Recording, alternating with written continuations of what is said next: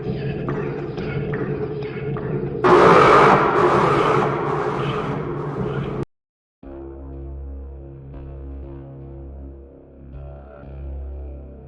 छोटे से शहर में एक पुराना हॉस्पिटल था जिसे सभी लोग भूल चुके थे। इस हॉस्पिटल के बारे में एक पुरानी कहानी मशहूर थी।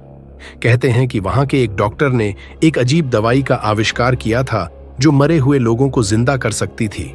लेकिन इस दवाई का एक भयानक साइड इफेक्ट था। जिंदा होने के बाद वो लोग शैतान बन जाते थे। हॉस्पिटल में कई लोग इस दवाई का शिकार हो चुके थे और धीरे धीरे यह जगह लोगों ने छोड़ दी थी। राकेश और उसके दो दोस्त अंकित और श्वेता एक दिन रात को हॉस्पिटल एक्सप्लोर करने का फैसला करते हैं। ये तीनों ऐसे एडवेंचर में मजा लेते थे जहां डर और रोमांच हो। हॉस्पिटल के अंदर घुसते ही उन्हें एक अजीब सी ठंडक महसूस हुई।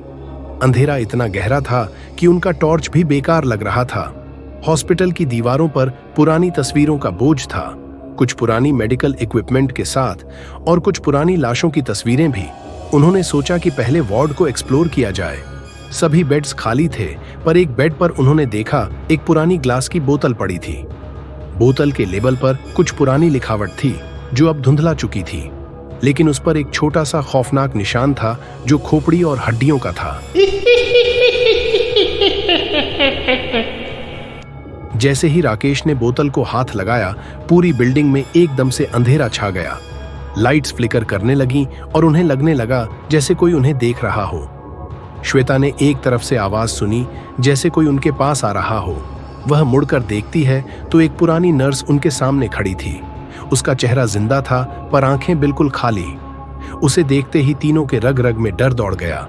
नर्स ने धीरे से कहा, जो भी इस दवाई को हाथ लगाता है उसका अंत निश्चित है।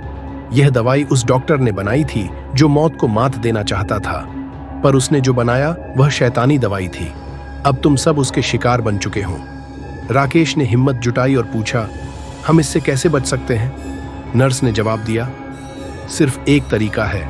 इस दवाई को वापस उस जगह पर रखो जहां से यह चोरी हुई थी, मॉर्ग में। अगर तुम यह काम नहीं करोगे तो तुम सब यहां से कभी जिंदा नहीं निकल पाओगे। तीनों ने बिना वक्त गंवाए मॉर्ग की तरफ भागना शुरू किया।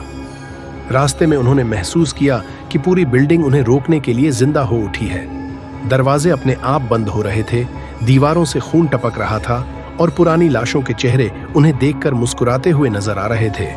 मॉर्ग का दरवाजा खोलते ही उन्होंने देखा कि वहां कई पुरानी कोल्ड स्टोरेज यूनिट्स थीं, जिनमें से कुछ खुली थीं। उन यूनिट्स में से कुछ हाथ निकल रहे थे जैसे कि अंदर कुछ जिंदा हो। अंकित और श्वेता पीछे रह गए, पर राकेश ने बोतल लेकर आगे बढ़ने की हिम्मत की। ऐसी कहानियों के लिए हमें सब्सक्राइब करें। लेकिन तभी उन्हें वो शैतानी लाशें घेरने लगीं। राकेश ने बिना सोचे समझे बोतल को उठाकर वहां के एक इंसिनेटर में डाल दिया। जैसे ही बोतल जली, एक तेज चीख पूरी बिल्डिंग में गूंजने लगी। वो लाशें अपनी जगह पर रुक गईं और धीरे धीरे जमीन पर गिरने लगीं। नर्स का भूत राकेश के पास आया और उसके चेहरे पर एक शुक्राने की मुस्कान थी। फिर धीरे धीरे वह हवा में घुल गई।